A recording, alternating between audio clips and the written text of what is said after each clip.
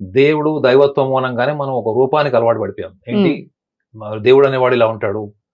రాక్షసుడు అనేవాడు ఇలా ఉంటాడు.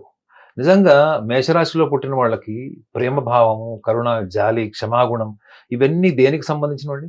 మీరు స్పిరిచువల్ క్వాలిటీస్ అన్నీ చూడండి. ఆధ్యాత్మిక పరమైన గొప్ప లక్షణాలు ఉంటే హ్మ్. అందులో క్షమాగుణం ఫస్ట్ ఉంటది. అవును. ప్రేమ భావం ఉంటుంది. హ్మ్.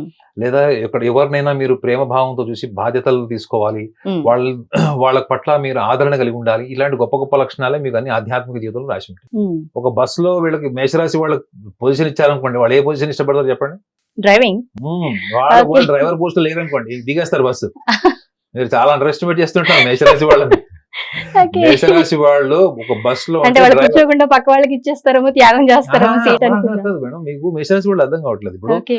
మీ బాధ్యత నేను తీసుకుంటా, నేను ఉన్నా కదా, నీకెందుకు ఓహ్! మై హూనా హుహు. నేనున్నా కదా. ఓకే. ఆ నేను ఉన్నాను ఈస్ ద అల్టిమేట్ ఐడెంటిటీ. వాళ్ళకి అది అద్భుతమైనటువంటి ఒక సాటిస్ఫాక్షన్ ఇస్తుంది. హ్మ్. గుర్తుపెట్టుకోండి, మేషరాశి వాళ్ళు ప్రపంచానికి ఏదైనా అందించినప్పుడు దాంట్లో నుంచి గుర్తింపు రావాలి, ప్రపంచం అంతా మన్నే గుర్తించాలి, మనకు తప్ప వేరే వాళ్ళకి రాకూడదు అనేటువంటి కుశాగ్ర బుద్ధి వాళ్ళకు ఉండదు. హుహు. మీకు ఒక చిన్న ఒకవేళ మేషరాశి వాళ్ళకి గనుక నేను ఒకవేళ రూపాన్ని ఇవ్వాలి, హ్మ్. మన చరిత్రకారుల్లో చూస్తే ఒక రూపాన్ని ఇవ్వాలి అంటే నేను ఎవరు రూపాన్ని ఇస్తారనుకుంటున్నాను మీరు? చెప్పండి. సుభాష్ చంద్రబోస్.